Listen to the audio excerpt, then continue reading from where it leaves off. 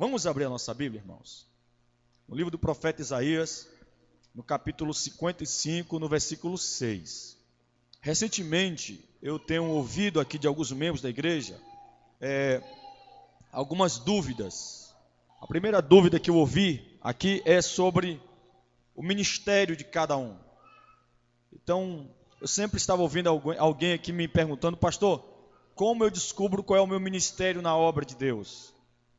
E trouxemos uma mensagem, uma pregação, uma exposição na terça-feira explicando para a igreja qual é o nosso ministério, o ministério de cada um de nós, onde a Bíblia diz lá em 2 Coríntios 5,18 que o ministério que Deus nos deu é o ministério da reconciliação. Ou seja, nós estávamos separados de Deus por causa dos nossos pecados. Deus, através do sacrifício de Jesus na cruz, nos reconciliou com Ele mesmo, e todos aqueles que foram reconciliados em Deus através de Jesus, recebeu dele também este mesmo ministério, o ministério da reconciliação, onde nós temos a responsabilidade e o dever de pregar este evangelho para todos aqueles que estão afastados do seu Criador. É nossa responsabilidade, este é o teu ministério. Hoje nós vamos estar respondendo uma outra pergunta que muitos irmãos aqui estavam fazendo: como eu devo orar? Eu vi muitos irmãos aqui dizendo: pastor, eu não sei orar. Como eu devo orar? Então, se você é uma dessas pessoas que tem essa dúvida, eu quero que você preste bem atenção na palavra de hoje, mas muita atenção mesmo. De preferência, escreva, anote o que você vai ouvir aqui, e quando você voltar para casa, volte a estudar novamente tudo que vamos falar aqui nessa noite, porque hoje você vai aprender a orar. Olha que coisa boa. Você vai sair daquela porta dizendo: olha, aprendi a orar. Que maravilha, glória a Deus, aleluia. Então vamos abrir a nossa Bíblia no livro do profeta Isaías, no capítulo 55, versículo 6. Como devemos orar a Deus? O primeiro versículo que eu quero trazer para vocês, versículo 6 diz assim, de Isaías 55: buscai o Senhor enquanto se pode achar, invocai-o enquanto está. Irmão, são dois pontos aqui nesse versículo. O primeiro é que nós temos que orar enquanto Deus está perto, amém? E Ele está perto através de Jesus. Mas o segundo ponto que está intrínseco aqui nesse versículo é que a oração é uma ordenança de Deus. Deus nos ordena a orar. Deus nos ordena a nos relacionarmos com Ele através da oração. Todo crente, todo filho de Deus deve cumprir com esse mandamento de orar sempre, falar com Deus sempre. Orar é um mandamento de Deus. Mas precisamos conceituar de modo simples e objetivo o que significa a palavra oração. Bom, é que a oração é uma maneira de nós nos aproximarmos a Deus, de nós falarmos com Deus, de nós termos relacionamento com Deus. Este ato, ele pode ser feito publicamente, como nos cultos congregacionais, nós oramos aqui publicamente, ou nós podemos fazer isso em particular, ali, nós e Deus, e mais ninguém. Pense numa coisa boa, é você entrar no seu quarto, fechar sua porta e falar com Deus em secreto, e aquilo que a Bíblia diz sobre os resultados desse ato, realmente acaba acontecendo. Deus, Ele recompensa todos aqueles que oram secretamente. Deus recompensa, de algum modo Ele faz isso, todos aqueles que têm esse hábito de orar sempre, sempre e sempre. Deus, Ele sempre vai responder às nossas orações, sabia disso? Ele sempre responde. O problema é a nossa mentalidade de querer achar que Deus só respondeu a nossa oração quando Ele fez exatamente aquilo que estávamos pedindo. Isso não é verdade, irmãos. Como eu disse, Deus sempre vai responder às nossas orações. E às vezes Ele responde fazendo exatamente o contrário daquilo que nós estávamos pedindo, ou não fazendo absolutamente nada do que nós estávamos pedindo, mas Deus sempre fará alguma coisa através da nossa oração. A oração, ela pode ser feita através de palavras ou através de pensamentos também. Existem pessoas da Bíblia que oraram com o seu pensamento e Deus respondeu às suas orações. Existem pessoas também que, claro, né, é óbvio isso, que falaram diante de Deus, clamaram, suplicaram e Deus respondeu às suas orações. Então a oração, ela pode ser feita por palavras ou também por pensamento. Então, irmãos, a oração, ela pode ser por palavras, por pensamento, e é um ato de aproximação a Deus. É através da oração que nós nos aproximamos a Deus. Então, o que deve conter nesta oração? Nós já aprendemos hoje, aqui agora, né? Que oração é um ato de falar com Deus, não apenas isso, mas de relacionar com Ele. São duas coisas. Oração não é só falar, oração também é ouvir, sabia? Na oração você apenas não fala, na oração você também ouve. Existe aquele momento da oração de nós falamos, né? E desabafamos com Deus, e devemos fazer isso. Mas nesse momento, nesse ato de oração, nessa prática, nós temos que ter aquele momento onde nós chamamos de meditação, onde nós paramos para ouvir Deus falar com a gente, onde nós paramos para Deus começar a dar uma direção para nós. Então, querido, na oração tem esses dois momentos. Agora, quando nós oramos, a nossa oração deve conter algumas coisas. Então, o que deve conter, o que deve incluir na oração? Em primeiro lugar, e nossa oração deve conter adoração. Adoração. Então, quando você for convidado para orar, em qualquer circunstância, em qualquer lugar, comece adorando a Deus. O que significa adorar? O termo é um pouco complicado teologicamente, mas eu procurei deixar de modo bem simples aqui.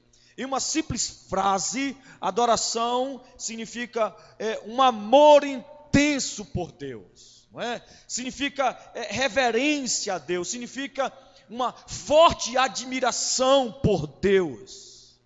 Então, na oração, nós declaramos a nossa adoração a Deus, nós declaramos tudo aquilo que Deus é, tudo aquilo que Deus faz.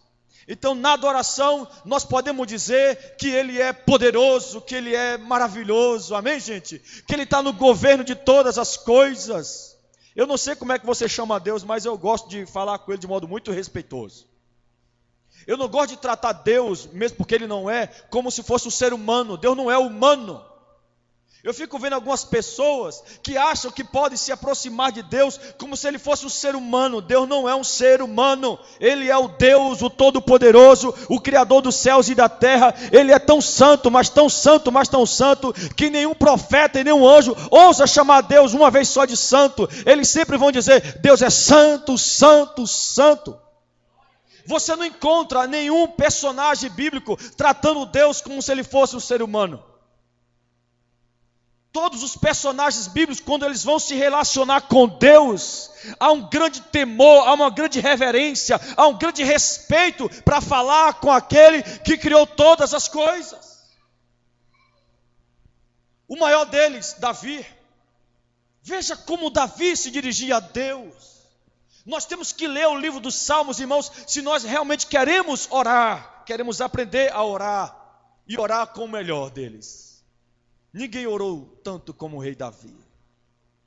Davi, ele foi um homem de oração. E ele orava não por necessidade apenas, mas ele orava porque ele adorava a Deus. Ele sabia exatamente quem Deus é e o que Deus faz, o que Ele faz. Então, através da oração, Davi, ele transmitia honra, glória para Deus através da oração.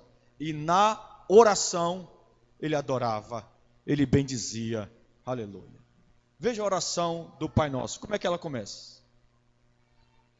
Hã? Como a oração do Pai Nosso começa? Diga aí. Pai Nosso que está onde? Onde o nosso Deus está? Onde Ele mora? Onde Ele vive? Pai Nosso que está, aleluia, em um lugar santo, perfeito, belo, glorioso. Pai Nosso que está nos céus. Isso é adoração. Isso é louvor, irmão Luiz. E é assim que a igreja tem que aprender a se relacionar com Deus. Quando eu converso com Deus, eu não estou conversando com um ser humano.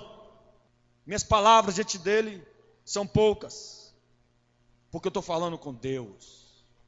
E com Deus nós temos que ter muito respeito e com muita reverência. Eu sei que existe uma teologia liberal por aí, circulando por aí, e talvez muitos de vocês já foram contaminados por essa teologia liberal, onde nos ensina que nós temos que tratar Deus como se Ele fosse qualquer pessoa. Nós não vimos isso nas Escrituras. Como eu disse, todos que falaram com Deus na Bíblia, falaram com respeito, com temor, com tremor e com reverência. E é exatamente isso que nós temos que fazer e copiar. Se é para orar, vamos orar. Se é para falar, vamos falar. Se é para se relacionar, vamos se relacionar. Mas saber de uma coisa, o nosso Deus é santo. Ele é poderoso. Ele é o Deus, o Criador dos céus e da terra. E nós temos que prestar, através da oração, honra e louvor ao nosso Deus, confessando tudo aquilo que Ele é. É claro que não dá para confessar tudo, né? Mas tudo aquilo que nós sabemos que Ele é. E é por isso que nós temos que estudar mais sobre os atributos de Deus. Porque quanto mais nós estudamos, Miqueias, os atributos de Deus, nós vamos nos relacionar de modo mais bíblico com Ele. Nós vamos ter mais reverência, vamos ter mais respeito. Quando chegarmos em um culto como esse, porque tem gente que acha que o culto é uma extensão de sua casa, da sala de sua casa. Eu fico vendo pessoas que não têm temor para participar de um culto como esse, pessoas que não têm tremor para participar de um culto como esse, pessoas que não têm reverência de participar de um culto como esse, acha que pode chegar aqui, se comportar do jeito que quer, fazer o que quer. Isso aqui é um culto de adoração a Deus, e um culto verdadeiro de adoração a Deus tem que ter temor, tem que ter tremor, tem que ter reverência, porque nós estamos adorando a Deus. Isso aqui não é qualquer lugar, isso aqui não é a nossa casa. Com este mesmo sentimento, irmão, nós temos que orar, ou em público ou em particular. Nós temos que adorar a Deus, e adorar está relacionado a respeito, a reverência, admiração e amor profundo por Deus. Aleluia. Quem ama a Deus ora, sabia? Ora. Não vem para cá dizer que tu não ama a Deus se tu não ora, viu? Você disse que ama a Deus, mas você não fala com Ele. Eu amo minha esposa, amo os meus filhos, é por isso que a gente se relaciona, é por isso que na hora do almoço a gente senta ali na mesa, a gente bate papo. E aí, Raniel, como é que foi a escola hoje? E aí, Isabel, como é que foi a escola hoje? E tal, aquela coisa toda, porque eu os amo. Como é que você pode dizer que ama alguém, mas não se relaciona? Como é que você pode dizer que ama alguém, mas não passa tempo com essa pessoa? Como é que você pode dizer que ama alguém, mas você não dá tempo para essa pessoa? Você fica ocupado.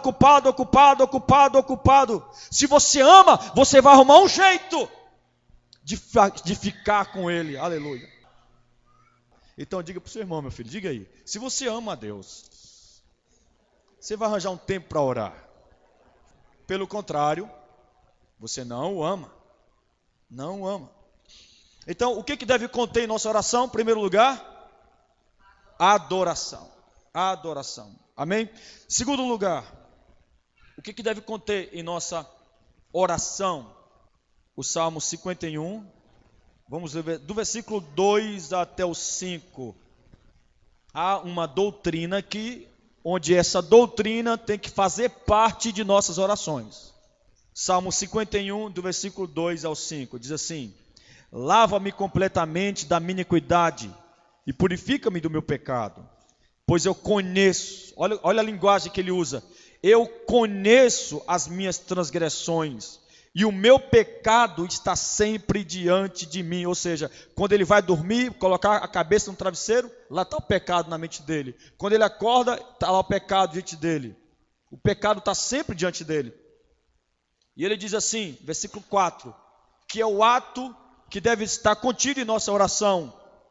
Pequei contra ti somente, e fiz o que é mal perante os teus olhos, de maneira que serás tido por justo no teu falar e puro no teu julgar. O que Davi está dizendo? O que Davi está fazendo aqui? Nesta oração, porque o Salmo 51 é uma oração. Então, qual é o ato dele aqui? Ato de confissão. Ele está confessando o seu pecado perante Deus. Então, em nossa oração, irmãos, esse ato deve fazer parte. Na oração, nós também devemos confessar os nossos pecados diante do Senhor. Apresentar os nossos pecados, se arrepender deles, para que de fato nós possamos ter saúde espiritual. Davi, ele não fez essa confissão de imediato. Quando nós lemos essa história, que a nossa irmã Joema, ela explicou muito bem aqui, nós achamos que foi assim. Davi, ele olhou para uma mulher casada, se deitou com ela, engravidou, mandou matar o marido dela, e aí de imediato veio o profeta Natan e revelou o pecado dele, e aí ele foi e confessou. Não, querido, esta confissão aqui demorou meses, foram quase 9 meses, Davi escondendo esse pecado, escondendo o pecado. Somente quando o profeta foi usado por Deus para chegar diante do rei e revelar o pecado dele, é que ele veio confessar a Deus este mal. E eu quero dar uma notícia aqui para vocês. Deus ainda tem os seus Natãs hoje. Deus ainda tem os seus pregadores fiéis. Deus ainda usa homens de Deus, mulheres de Deus, para chegar até aqueles que não querem voluntariamente confessar seus pecados, revelar isso diante deles. Então, quando nós não confessamos os nossos pecados, irmãos, nós ficamos doentes. Nós não conseguimos viver, irmã Natalina, a plenitude do Espírito Santo de Deus, porque nós não estamos confessando. Portanto, irmãos, se nós queremos ter saúde espiritual, fervor espiritual, amém? Precisamos confessar os nossos pecados diante de Deus todos os dias. Eu mesmo não tenho problema nenhum de chegar aqui diante desse lugar aqui e dizer, irmãos, eu pequei, viu? Eu não tenho problema com isso não. Eu não tenho problema nenhum com isso. Porque eu não sou perfeito, irmãos. Tem gente que acha que pastor é perfeito. Pastor não é perfeito. Pastor não é Jesus. Pastor não é anjo. Pastor erra, peca, falha. Eu sou igual a você, sabia? Eu sou igualzinho a você. Mas igualzinho. Eu tenho a mesma natureza que a tua. Qual? Pecaminosa. E eu não tenho medo nenhum de esconder isso, porque se eu esconder isso, eu sou mentiroso. Porque a Bíblia diz o seguinte: aquele que disser que não comete pecado é o quê? É mentiroso. Então nós temos que nos aproximar de Deus como irmãos, com adoração, amém, Ruth? E confessando os nossos pecados. Porque depois que Davi, depois de alguns meses, ele confessou esse pecado e ele registrou isso em forma de oração, que é o Salmo 51, é a confissão do rei. Deus levantou o rei com força, aleluia. Deus pegou o rei, levantou ele, oh glória, e começou a usar o rei de modo poderoso, aleluia, porque o rei confessou o seu pecado. Enquanto você ficar escondendo, Deus não vai operar através de você, Deus não vai agir através de você, mas quando você começar a confessar os seus erros, os seus pecados, irmão, Deus, vou falar aqui na linguagem pentecostal, Deus vai fazer um reboliço na tua vida. É só você, irmão, se abrir. Tira essa máscara, meu filho. Essa máscara está acabando com você. Essa máscara está te estragando. Confesse quem você é. Você é um pecador, você falha, você erra. Confessa isso diante de Deus. Aleluia. E Ele vai te usar poderosamente, porque Ele nos usa, irmãos. Não é porque nós somos bons. Ele nos usa porque reconhecemos que falhamos. Afinal de contas, ser crente é isso, né? Tem gente que pensa que ser crente é não errar, ser crente é não falhar. Onde está escrito isso na Bíblia? Aonde está escrito isso na Bíblia? Ser crente não significa não falhar, não significa não errar, porque isso acontece. Mas ser crente, dentre tantos conceitos, significa reconhecer que erra, reconhecer que falha, reconhecer que peca, e diante desse reconhecimento, confessa a Deus. E Deus, irmãos, que é gracioso, Deus que é misericordioso, Deus que é bom, quando alguém confessa o seu pecado, Deus vem, aleluia, com o manto da misericórdia e da graça dele e nos cobre completamente. Deus nos abraça com o seu perdão, aleluia. Quando nós confessamos, Deus nos abraça com o seu perdão e com o seu amor. E é isso que nós precisamos. A palavra confissão significa isso. Significa revelar algo errado que fez, que praticou. Olha a mulher samaritana. Lembra da história da mulher samaritana? Jesus estava lá, não é? Pediu água para beber. E ela disse: como é que tu é judeu, pede água para mim que sou mulher samaritana? E aí ele desenvolveu um diálogo. Jesus é Deus, amém? Jesus conhece o futuro, sim ou não? Jesus conhece o futuro. E aí Jesus Cristo falou: vai lá e chama o teu marido. Não foi assim? Mas ela respondeu como para Jesus? Eu não tenho marido. Jesus sabia disso ou não sabia? Ele sabia. Qual era a estratégia de Jesus ali? Fazer com que ela confessasse o pecado dela. Jesus estava desenvolvendo um diálogo com ela, para que ela confessasse o seu pecado, e ela confessou o pecado para Jesus. Realmente eu não tenho marido. E o que eu tenho não é meu marido, ou seja, está vivendo em adultério com ele. Final da história, ela confessou, encontrou perdão, encontrou salvação, encontrou Messias, encontrou Jesus, teve a vida restaurada, e Deus fez algo maravilhoso na vida dela. O que? Transformou ela em uma missionária. Deus pegou uma mulher que vivia em adultério e transformou ela em missionária. Quando? A partir de quando Jesus Cristo fez isso? Quando ela confessou o pecado ao Senhor, aleluia. E Cristo se apresenta como Salvador da vida dela, e ela abraça Jesus como Senhor e Salvador da sua vida. E ela prega, aleluia, lá em Samaria. Esse é o resultado da confissão de pecados, irmãos. Deus faz algo maravilhoso na vida daquele que faz isso. Em 1 João 1,9 diz assim: se confessarmos os nossos pecados, Ele é fiel e justo para nos perdoar os pecados e nos purificar de toda injustiça. Para ter purificação, tem que haver a confissão. Sem a confissão, não há a purificação. Para ser puro, tem que confessar o seu pecado. No Salmo 66, no versículo 18, diz assim: se eu no coração contemplara a vaidade, o Senhor não me teria ouvido. O que ele está dizendo? Se eu não confessasse o meu pecado, se eu deixasse ele no meu coração, Deus não teria ouvido as minhas orações. E aqui vai uma revelação, irmão. A revelação que nós temos desse texto é o seguinte: às vezes Deus não está lhe respondendo porque você está guardando o pecado no coração. Mas quando você abrir a tua alma, quando você rasgar o teu coração, quando você se rasgar sua alma diante de Deus, e dizer: Deus, eu realmente pequei, eu falhei, me perdoa, Deus.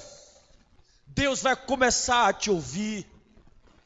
Sem confissão, Deus não ouve as nossas orações. E é por isso que a confissão é um ato tão importante na prática da oração, porque sem ela, Deus não nos ouve. Queremos que Deus nos escute, né? Deus fala comigo, me ouça, me responda. Se houver confissão de pecado e a confissão verdadeira, não use a confissão como estratégia para Deus lhe ouvir, porque Deus não pode ser enganado. Deus tem olhos como chama de fogo, Ele sonda as nossas mentes e os nossos corações, e Ele sabe se realmente aquela confissão é verdadeira ou é falsa. Ele sabe disso. Quando nós olhamos um pouco mais sobre esse ato da confissão, que envolve também o arrependimento, nós vamos encontrar no Salmo 51, uma atitude que demonstra para nós como alguém que realmente teve uma confissão verdadeira, um arrependimento verdadeiro, como ele se comporta diante de Deus. E ele diz assim no versículo 17 do Salmo 51, nós temos aqui uma característica, um sinal de uma verdadeira confissão, um sinal de um verdadeiro arrependimento, porque tem gente que acha que diz assim, eu pequei, aí chega na oração como se fosse algo ritualístico, Senhor, me perdoa os meus pecados, em nome de Jesus, amém. Como assim, irmão? Você está usando isso aí como vã repetição, rapaz. Você está usando isso aí como um mantra. Você acha que só porque você pronuncia essas palavras assim, Senhor, em nome de Jesus, perdoa meus pecados, amém, que é suficiente? Nós não encontramos isso na Bíblia. Todas as pessoas, todas elas, que pediram perdão a Deus pelos seus pecados, eles não pediram de qualquer modo. Há algo que estavam acompanhando no momento dessa confissão, e nós encontramos isso aqui no versículo 17, que diz assim, sacrifícios agradáveis a Deus são o quê? Espírito quebrantado, aleluia, coração compungido e contrito, não desprezarás, ó Deus. Se não houver quebrantamento, se não houver contrição, isso pode significar que não houve verdadeira confissão. Hoje, muitos crentes choram por muita coisa, menos por convicção de pecado. Onde é que foi parar as lágrimas por ter pecado diante de Deus? Onde é que foi parar a contrição por ter cometido um ato de iniquidade diante de Deus? Cadê a igreja que chora porque pecou diante do Senhor? Cadê a igreja que se quebranta porque errou diante de Deus? Hoje em dia não há mais quebrantamento, não há mais contrição, não há mais tristeza pelo pecado. E a Bíblia diz que nós temos que transformar nossa alegria em tristeza e o nosso sorriso em pranto. Está na hora de nós nos entristecermos mais, está na hora de nós chorarmos mais. Quando se fala de oração e de relacionamento com Deus, existem igrejas por aí que até dizem, não, tristeza é coisa do diabo. Quando peca, tristeza é coisa de Deus. Porque os filhos de Deus, quando pecam, eles não sentem alegria, eles não sentem prazer, eles choram, eles lamentam, eles se quebrantam, eles têm contrição diante de Deus, porque eles sabem que o Deus deles, o Pai deles, é um ser santo, puro e perfeito, e que odeia o pecado. Então, quando nós pecamos, quando os verdadeiros crentes pecam, e quando eles confessam com contrição, com quebrantamento, aleluia. E não desse modo ritualístico que a gente vê por aí. Mas há uma tristeza. No Salmo 32 diz assim, confessei-te o meu pecado, e a minha maldade eu não encobri, não escondi. Salmo 32, 5, viu? Anota aí para você lá em casa, tá bom? Confessei-te o meu pecado, e a minha maldade não encobri, não escondi. Dizia eu, confessarei ao Senhor as minhas transgressões, e tu perdoaste a maldade do meu pecado. Olha a decisão do salmista, isso aqui é maravilhoso, Dejana, isso aqui é lindo. Ele diz assim, ó, confessarei ao Senhor, irmão Carlos, confessarei ao Senhor as minhas transgressões. Está no plural. Por que está no plural? Porque nós pecamos muito. São muitos pecados que nós cometemos todos os dias. Então o salmista, ele decide, ele toma uma decisão. Confessarei ao Senhor as minhas transgressões. E ele vai fazer isso porque ele crê. Ele crê em quê? Ele crê no perdão de Deus. Ele crê no perdão. Porque a Bíblia é clara em dizer que aquele que confessa alcança a graça, alcança a misericórdia de Deus. Se houver confissão verdadeira, haverá o perdão. Então ele crê no perdão de Deus. Então ele diz: confessarei ao Senhor as minhas transgressões, e tu perdoaste a maldade do meu coração. Amém? Então, em segundo lugar, o que deve conter nossa oração? O que deve conter nossa oração, irmãos? Confissão. Confissão. Terceiro lugar, o que deve haver em nossa oração? Que deve conter em nossa oração? Filipenses 4:6 vai dizer para nós o que deve conter em nossa oração. Primeiro, adoração. Nós dizemos tudo aquilo que Ele é, amém? Oh, glória, aleluia. Ele é santo, Ele é puro, Ele é amor, Ele é o Deus que tem justiça, Ele mata, Ele dá vida, aleluia. Ele perdoa, Ele sara, Ele cura, Ele fere também. O nosso Deus Ele é maravilhoso, Ele simplesmente é maravilhoso. E nós confessamos também os nossos pecados. Então Filipenses 4:6 vai dizer para nós, em terceiro lugar, o que deve conter em nossa oração. Filipenses 4:6 diz assim: não andeis ansiosos por coisa alguma, mas em tudo, veja essa ênfase aqui, mas em tudo, pela oração, só pela oração? Não. E pela súplica, e só pela súplica? Não. E pela ação de graças, apresentem os seus pedidos a Deus. Isso é que deve conter em nossa oração, a nossa petição pessoal, o que nós queremos da parte de Deus. Toda terça-feira nós temos essa prática aqui, de orarmos uns pelos outros e de chegar para o nosso irmão: qual é o seu pedido? Não é assim? O que você quer da parte de Deus? Então, em terceiro lugar, o que deve conter em nossa oração é petição pessoal. Então nós vamos colocar diante de Deus, apresentar a Deus o quê? Os nossos pedidos. E Ele diz como devemos fazer isso, né? Às vezes nós vamos fazer isso só pela oração, mas tem momento da nossa vida, tem que ser um nível maior. Súplica, irmão, é aquele desespero que dá na alma, onde a gente tem a certeza: se Deus não fizer isso, eu estou perdido. Se Deus não me ajudar, meu Deus do céu, o que vai ser? Então, diante disso, a gente entra no quarto, fecha a porta e a gente grita. A gente clama. A gente começa a fazer igual Martim Lutero fazia todo dia de manhã. Porque quando Martim Lutero acordava de manhã, ele gastava 2 horas de oração por dia, todo dia. Porque ele sabia que durante aquele dia, ele tinha uma grande missão para cumprir. Então ele entrava dentro do quarto dele, ele clamava a Deus, ele orava a Deus. E também ele tinha um quebra para capar daquele com Satanás. Daqui a pouco ele mudava a oração e partia para cima do diabo e dizia: Satanás, você não tem poder na minha vida, eu estou com Deus, aleluia, você não tem poder na minha casa. E ele, o Lutero não era brincadeira não. Ô irmão, olha aqui para mim, não está na hora de tu fazer isso não? Irmão, olha para mim, não está na hora de você se revoltar com essa vida que você está levando não, com essa vida morta que você está levando, com essa vida cristã pobre, mesquinha, miserável.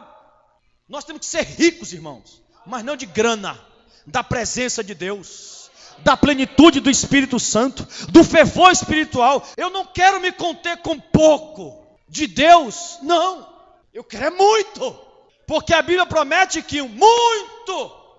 Então, diante de Deus, amém, Carlos, amém? Diante de Deus a gente batalha ali na oração. Quando a oração não dá, a gente vai partir para a súplica. A gente começa a guerrear na oração ali: Deus, eu quero, e tal, né? Em nome de Jesus, Pai, muda esse quadro, muda isso aqui, e tal. E a gente vai orando: muda Deus, muda, tira essa coisa ruim de mim, e tal. Tem gente que eu já vi até rasgar a roupa. Mas a Bíblia diz: não rasgar as vossas vestes, rasgai o coração. E a gente luta, batalha para mudar a nossa vida. Amém, gente? Amém. Pedidos diante de Deus. Você pode pedir qualquer coisa para Deus, pode ou não pode? Vamos aprender isso? Pastor, eu posso pedir qualquer coisa para Deus? Qualquer coisa. Será que podemos? Irmãos, nesse ponto da oração, onde nós vamos fazer as nossas petições, é aqui onde muitos erram. Adorar é fácil, pelo menos eu acho. Confessar o pecado, beleza, acho que todo mundo sabe fazer isso. Mas na hora de pedir, o povo não sabe pedir não? Sabe não, Patrícia, sabe não sabe não. E aí o que acontece? Muitos têm um hábito de se apoiar em um texto isolado, Joelma, de João 14,14. Abre aí para você ver. Aí eles leem só o versículo 14 e acham que o versículo 14 está dando uma brecha para pedirmos qualquer coisa a Deus. Qualquer coisa. O texto diz: se me pedirdes alguma coisa em meu nome, eu farei.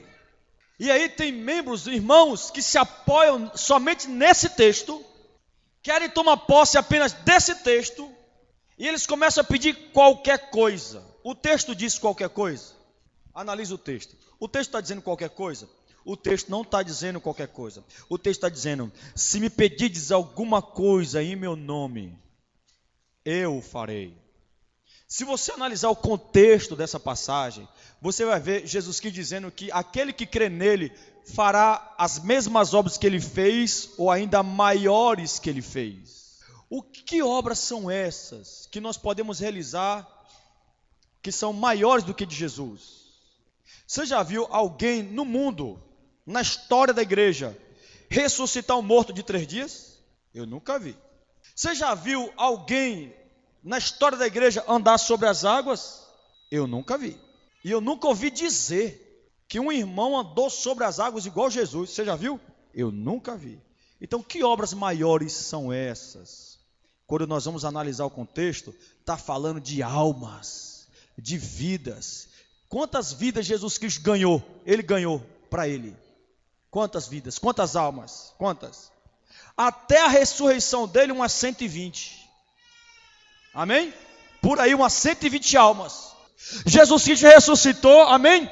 Deixou a promessa de que ele mandaria o Espírito Santo para habitar na igreja, para fortalecer a igreja, para ajudar a igreja. E na primeira pregação de Pedro de cara faz algo maior do que Jesus.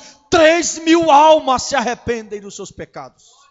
Isso nunca aconteceu no ministério de Jesus, mas aconteceu no ministério do apóstolo Pedro, porque ele creu na promessa que dizia: aquele que crê em mim fará obras maiores do que eu fiz, vai ganhar muito mais gente do que eu ganhei. Então o contexto aqui, gente, é obra de Deus, é reino de Deus, amém? E aí quando chega no versículo 14, que nós temos esse texto que diz: se me pedires alguma coisa em meu nome, eu farei. Aí entra o ponto aqui. Jesus está falando isso aqui para quem? Me escute, por favor. Você vê algum apóstolo aqui pedindo dinheiro? Me mostra um desses homens, contemporâneos dessa passagem, que ouviram esse mandamento de Jesus. Qual? Do versículo 14. Se me pedires alguma coisa em meu nome, eu farei. Você vê algum desses homens, em suas orações, pedindo coisas materiais? Deus, me dá dinheiro. Me dá dinheiro, Deus. Me dá mais dinheiro. Eu quero isso, eu quero isso, eu quero aquilo. Você vê isso? Eu nunca vi um pregador do Novo Testamento pedir coisas materiais para Deus. Mas eu vi no Novo Testamento apóstolos, discípulos, dobrando os joelhos e clamando: Deus, me usa na pregação, Deus. Deus, aleluia, me dê ousadia para pregar. Deus, me dê autoridade para pregar, Deus.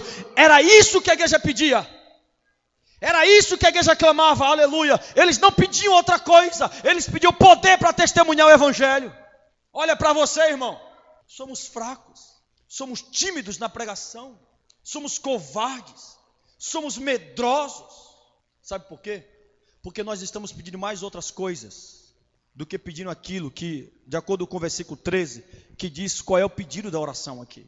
O versículo 13 diz assim, o versículo 13: e farei tudo o que pedirdes em meu nome. Farei tudo o que pedirdes em meu nome. Que tudo era esse que eles pediam? Não era esses pedidos que a gente vê hoje. O tudo aqui, Paulo, era outra coisa, que envolvia o quê? A glória de Deus. O que eles pediam em oração? Eles pediam somente aquilo que trazia glória para o Pai. Então nós não podemos pedir qualquer coisa para Deus, nós temos que pedir aquilo que glorifica ao Pai. Se nós estamos pedindo algo que glorifica a Deus, você pode ter certeza que Deus vai lhe dar. Mas se o que você está pedindo é vaidade, se o que você está pedindo só vai beneficiar a você, não vai beneficiar a Deus e a sua obra, irmão, estamos orando errado. Estamos orando errado. Essa geração de hoje não sabe orar. A geração de hoje só abre a boca para pedir coisas que em nada glorificam a Deus. Mas Jesus Cristo deixou bem claro que Ele vai fazer tudo que a gente pedir, mas que glorifica ao Pai. Ele disse: farei tudo o que pedis em meu nome, para que o Pai seja glorificado, para que o Pai seja exaltado. É isso que nós encontramos. E lá na carta de João, lá no finalzinho da Bíblia, vamos ler também? Ele diz assim, irmãos, com isso, não estou querendo dizer que você não deve pedir a Deus um carro, uma casa, sabe? Um emprego, não é isso que eu estou querendo dizer. Mas esses pedidos têm que glorificar a Deus de alguma forma. Tem gente que já tem um carro bom, tem um carro excelente, né? Não tem necessidade de trocar de carro, não tem. Mas por vaidade, fica pedindo a Deus para trocar de carro todo ano. Mas para que, Jesus? Você está compreendendo isso? Amém? 1 João 5,14. E esta é a confiança que temos para com Ele, que se pedimos alguma coisa, de que jeito? Vamos ler todo mundo junto esse negócio aí, para a gente tomar posse? Amém? Vamos lá. E esta é a confiança que temos para com Ele, que se pedimos alguma coisa, segundo a vontade dEle, Ele nos ouve. Para Ele nos ouvir, nós temos que estar pedindo algo que seja de acordo com a vontade dEle. Uma irmã estava orando para Deus matar o marido. Pelo amor de Deus. Pelo amor de Deus, que isso? Terceiro ponto que deve conter na oração: petição pessoal. Amém? Coloque seus pedidos diante de Deus, mas tenha a convicção de aqueles pedidos que vocês estão colocando diante de Deus é da vontade de Deus e glorifica a Deus. Amém? Quarto, de acordo com Tiago 5,16, o que deve conter em nossa oração? Tiago, capítulo 5, versículo 16, vai responder isso para nós. Eu não vou poder me ater a tudo que diz aqui nesse texto, eu só vou poder me ater àquilo que realmente eu quero colocar aqui como mais um item para a nossa oração. Tiago 5,16 diz assim: portanto, confessai os vossos pecados uns aos outros. Pense numa coisa maravilhosa, viu? É você encontrar alguém que você possa confiar e confessar o seu pecado para aquela pessoa. Mas esse não é o ponto dessa noite. O ponto é esse aqui: portanto, confessai os vossos pecados uns aos outros e orai uns pelos outros, para seres curados. E a oração de um justo é poderosa e é eficaz. Esse é o texto que diz que a oração intercessória, ela é poderosa, mas muito poderosa. Ela é eficaz. Lembra do apóstolo Pedro, quando ele estava preso, quando ele estava na prisão? E quando o apóstolo Pedro estava preso, a igreja estava fazendo o quê? Estava orando por Pedro. Deus liberta Pedro, liberta Pedro, liberta Pedro, Pai. O problema é que às vezes nós oramos, irmão Raul, e quando Deus responde a nossa oração, nós não cremos. Quem aqui já orou muito pelo Brasil? Aí levanta a mão. Para Deus acabar com a corrupção no Brasil. Antes da Lava Jato. Quem orava aqui? Antes da Lava Jato. Eu orava. Eu clamava a Deus. Muda esse quadro aí, Pai. Muda esse negócio aí. Deus começou a responder a oração da igreja. E agora que Deus está agindo no Brasil, os crentes não estão acreditando. São pessimistas. Irmãos, em nome de Jesus, muda isso no teu coração. Deus está agindo no Brasil, meu filho. Quem é o procurador que está por detrás da Lava Jato? Você sabe quem é ele? Porque eu fico imaginando, o PT roubou bilhões e bilhões e bilhões e bilhões de reais do Brasil. Roubou. Tem muito dinheiro para comprar qualquer um em qualquer lugar do mundo. Como é que pode essa Lava Jato ainda estar existindo? Será possível que alguém está sendo usado por Deus? Tá. E o procurador que está por detrás da Lava Jato é um menino novo, não tem 40 anos, nasceu na igreja, foi educado na igreja, cresceu na igreja, se converteu, porque filho de crente não é crente, né? Se converteu, entregou a vida para Jesus, se tornou um procurador da justiça, e é ele que está lá, aleluia. Só podia ser um crente. E eu fico triste, sabe por quê? Porque esse mesmo procurador foi lá na igreja Batista da Lagoinha pregar. Quando ele subiu no púlpito, um bocado de crente foi embora. Aí o André Valadão exortou a igreja: vocês oram tanto pelo Brasil, para Deus mudar o Brasil. Vocês acham que Deus vai fazer isso como? Mandando um anjo vir aqui, mandando um querubim com asa vir aqui e entrar na política? Deus vai usar é o povo dele, Deus vai usar é a igreja dele. Deus levantou esse homem aqui, aleluia! E vocês não reconhecem. Aconteceu a mesma coisa com Pedro. Pedro estava preso e a igreja orando: Deus liberta Pedro, liberta Pedro, liberta Pedro. Quando Deus libertou Pedro, a igreja não creu, não acreditou que era Pedro. A oração é poderosa, minha gente. Vocês não podem vir para a nossa reunião de oração sem crer no poder dela, sem crer no poder da oração. Quando eu digo para alguém: olha, Deus é a sua única saída, a pessoa já fica desesperada. Quando eu falo que Deus é a nossa única saída, irmãos, é porque Ele é poderoso, aleluia. E graças a Ele, que Ele é a nossa única saída, nós temos a oração, irmãos. A igreja de hoje não crê mais na oração, não crê mais no poder da oração.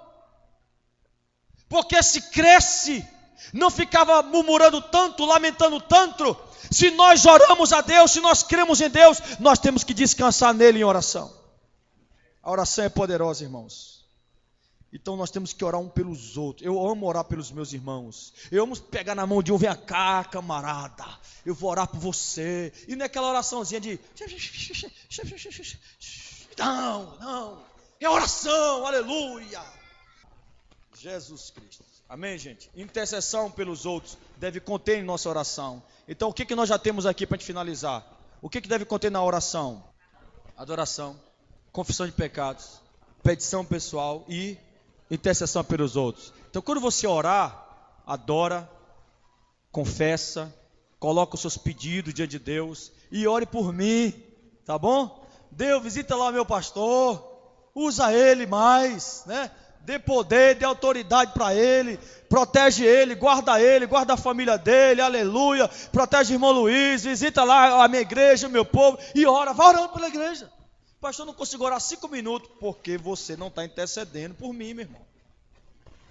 Se você interceder por mim, você vai orar muito, porque não é brincadeira não, amém? Pergunta o nome do seu irmão aí, pergunta logo aí, anota na sua Bíblia. Vamos fazer um voto aqui agora, em nome de Jesus. Pega o nome desse irmão aí, pega aí. É sério, tô brincando não. Pega o nome do irmão aí, você vai orar por ele a partir de hoje, em nome de Jesus. Você vai orar pelo seu irmão. Para finalizar, irmãos, nessa noite, em último lugar, como nós devemos finalizar a nossa oração? Como a gente finaliza a nossa oração? Agradecendo a Deus. Qual é o nome disso? Gratidão. Qual é o nome disso? Ações de graça. Finalizamos a nossa oração agradecendo a Deus. Um coração agradecido. O Salmo 100, versículo 5, diz assim: entrai pelas portas dele com ações de graça. Entre pelas portas, né? Agradecendo a Deus, tendo o coração grato a Deus. Efésios 5, mais um texto para vocês.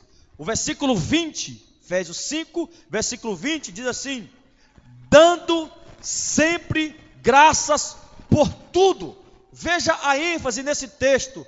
Graças por tudo. Tudo inclui o quê? Tudo inclui porta aberta, mas inclui porta fechada. Tudo inclui o quê? Casa própria, mas também morando de aluguel. Tudo inclui o quê? Eu estou bem, está tudo dando certo na minha vida, mas tem muita coisa dando errado na minha vida. Glória a Deus por isso. Eu não entendo, eu não compreendo, mas eu dou graças, porque de algum modo Deus está cuidando de mim. Gratidão, irmãos, dando sempre graças por tudo a nosso Deus e Pai, em nome de nosso Senhor Jesus Cristo. Vamos finalizar isso?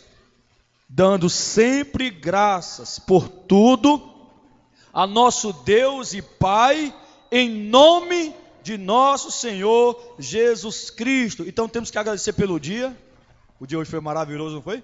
Pelo trabalho, pelo salário, não importa quanto você ganha, agradeça a Deus, pelo alimento. Gente, Calvino dizia que só as bestas não oram antes de comer. Só animal come sem orar. Mas nós não somos bestas, nós não somos animais, nós somos o povo de Deus, amém? E nós agradecemos a Deus pelo nosso alimento, aleluia. Nós agradecemos pela família que tem, agradeça pela esposa que você tem, meu filho, pelo marido que Deus lhe deu, tá bom? Pela sua profissão, pelas coisas boas, pelas coisas ruins. Agora, nós não podemos ser esse tipo de crente, irmãos, que tem raiz de insatisfação no coração, que tem raiz de descontentamento na alma. Tem crente que nunca está satisfeito com nada, nada. Se o pastor ele é todo civilizado, se o pastor é todo inteligente, né? O pastor fala difícil demais. Aí vem um todo desbocado como eu, esse pastor é muito desbocado. Aí tem um que é muito silencioso, esse pastor é muito quieto. Vem outro barulhento como eu, esse pastor é muito barulhento. Vem um que termina o culto 8h30, o pastor está dando cedo demais. O outro passa da hora, já é 9h15, e ele não acabou. Ah, para com esse descontentamento, rapaz. Em nome do Senhor Jesus. Está na hora. Eu não ia ler esse texto não ia não, mas eu vou ler só para finalizar. Abra aí, 1 Timóteo 6, 7, 8. Quem é filho de Deus vive isso aqui, ó. Quem é filho de Deus vive isso aqui. Eu estava vendo Ronilson, eu estava assistindo a igreja da Lagoinha, lá de Orlando, nos Estados Unidos. Eles estão tendo uma campanha lá. Sabe qual é o nome da campanha? Crie riqueza. Falei, sangue de Jesus tem poder para eterno. Eles não leram 1 Timóteo 6, 7 não, é? 1 Timóteo 6, 7, 8. Que diz assim: pois nada trouxemos para este mundo, e dele nada podemos levar. Por isso, tendo o que comer e com que vestir-nos, estejamos com isso satisfeitos. É o que a Bíblia está dizendo. Se você tem o que comer, se você tem roupa para vestir, fique satisfeito com isso. Não deixe o descontentamento brotar no teu coração e a insatisfação. E por último, irmãos, já finalizando mesmo, não é mais nenhum ponto não. O que nós temos aí na oração? Adoração, confissão, petição, intercessão, gratidão. Agora, o que tem que conter em cada um desses pontos? O nome de Jesus. Tudo que pedimos a Deus, temos que pedir em nome de Jesus. Por quê, pastor? Porque sempre tem que dizer em nome de Jesus, em nome de Jesus. Por causa do caráter de Jesus. A Bíblia diz que Deus não ouve pecadores. E é exatamente isso que nós somos, pecadores. Então Deus não pode ouvir a nossa oração, porque somos pecadores. Para Deus ouvir a oração de alguém, esse alguém tem que ser puro, tem que ser perfeito e tem que ser totalmente santo. Você é? Existe alguém que é? Existe. Jesus Cristo. Jesus é puro, Ele é perfeito e Ele é totalmente, irmãos, perfeito e santo. E Ele morreu na cruz para nos salvar. O único jeito de Deus nos ouvir é por intermédio dEle. Sem Ele, Deus não ouve. Sem Ele, Deus não responde. Sem Ele, Deus não fala. E é por isso que temos que pedir em nome de Jesus. Porque quando nós falamos, em nome de Jesus, Deus vai olhar para a santidade de Jesus, para a obediência de Jesus, para a perfeição de Jesus. E é por isso que nós temos que pedir em nome de Jesus. Amém? Vamos ficar de pé, por favor, e vamos encerrar. Hoje nós aprendemos a orar, amém? Vamos usar esse conhecimento para orarmos mais e mais e mais. Para que quando qualquer alma perdida entrar aqui por essa porta, eles possam encontrar aqui dentro de nós, na nossa vida, o poder de Deus, que flui através de nós. E flui porque oramos, flui porque nós temos o prazer de nos relacionar com o Pai. Feche teus olhos, meu querido, e está na hora de você orar. Está na hora de você adorar a Deus. Aleluia.